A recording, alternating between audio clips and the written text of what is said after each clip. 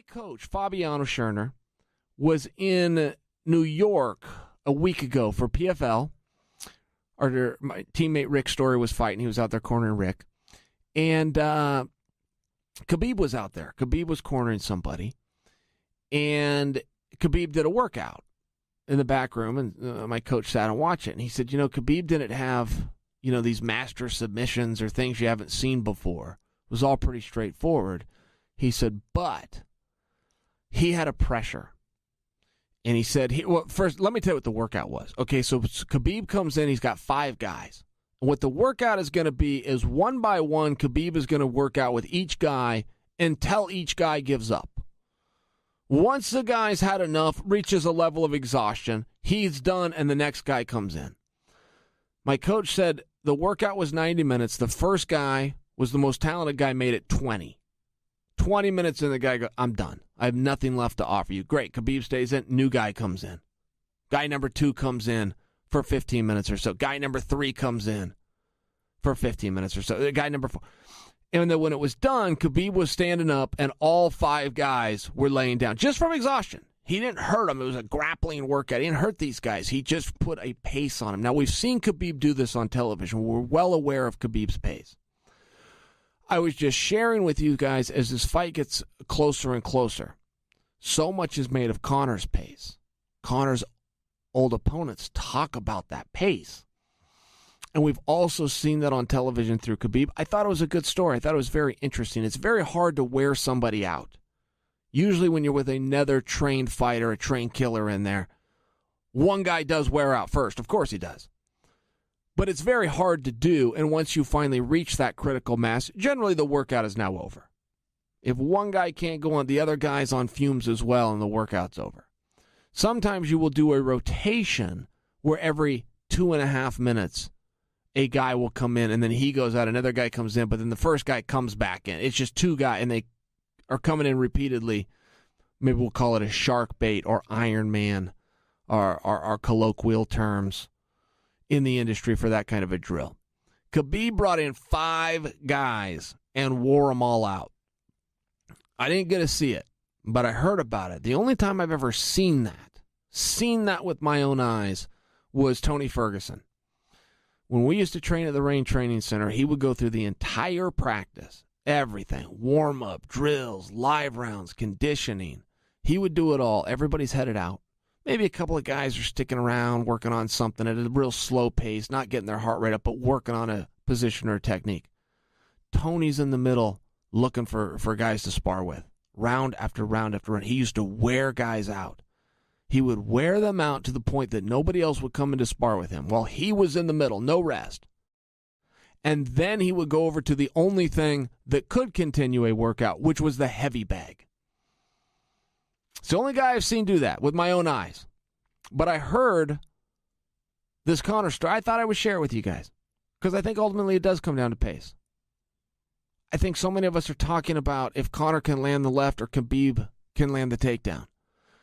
But it's usually an intangible. It's usually never as straightforward as we think. You don't have to go back any further than when we all thought DC had to wrestle Stipe down or Stipe had to knock DC out. And it ends up going the exact opposite direction.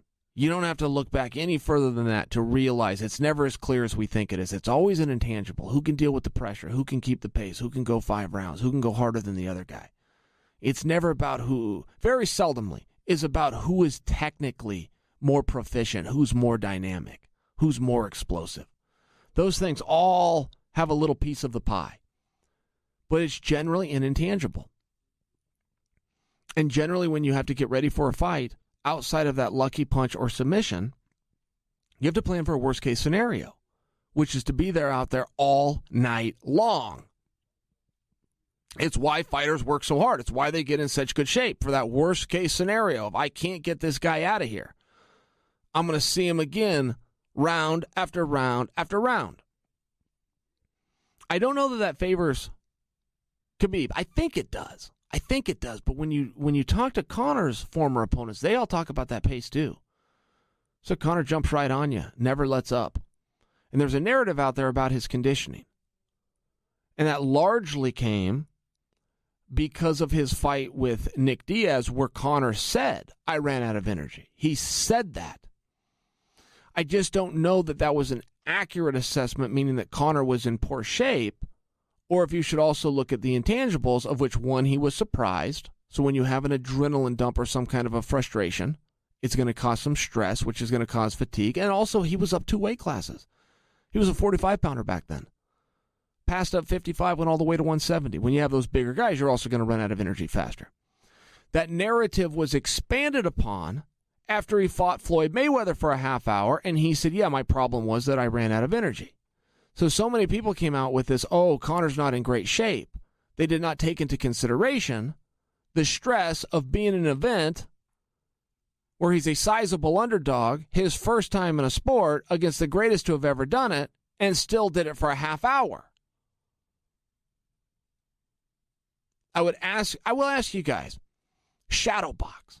And all shadow box means is you clench up your fists and you throw them in the air one hand after the next. Do it as hard as you can. When this podcast is over, do it as hard as you can. Hitting nothing, hitting absolutely nothing but air. I'm not talking about moving your feet. I'm not talking about head movement and slipping and dealing with stress and someone punch at you. I'm talking about plant your feet still and just throw your hands one after the next in any combination you want to do as hard as you can for 30 seconds. You will be exhausted. You will not think 30 seconds could have ever been so long. Conor went out and did that for 30 minutes. In a sport that he had never done against the greatest to have ever done it. So I would just tell you that even though Conor helped to add fuel to the fire, which was I didn't have enough energy, which created a false narrative, what I believe is a false narrative, that he has cardio and lung issues. I don't think that's true. I think he was in a ridiculously hard environment where fighters will fight for years and years and years. 3 rounds. Years, 10 years of 3-round fights. Maybe in their career, if they have a high enough level of success, they'll even be signed for a 12-round fight. He had none of those things and fought for 30 minutes. So I just suggest to you that I don't know that narrative is accurate. The Nate Diaz fight, 2 weight classes up, yes, you're going to get tired faster. The Floyd Mayweather fight, he went out there and did it for a half of an hour. You're going to get tired. I think that that's false, and I think that in many ways is what's going to decide this. People believe that Khabib has a higher pace. I am one of those people. I believe Khabib has a higher pace. I'm just not sure that makes it so. So I'm going to share with you what my coach Fabiano shared with me when he got to see a private workout, and there was 5 exhausted guys laying around, and Khabib standing in the middle saying, who's next? Khabib!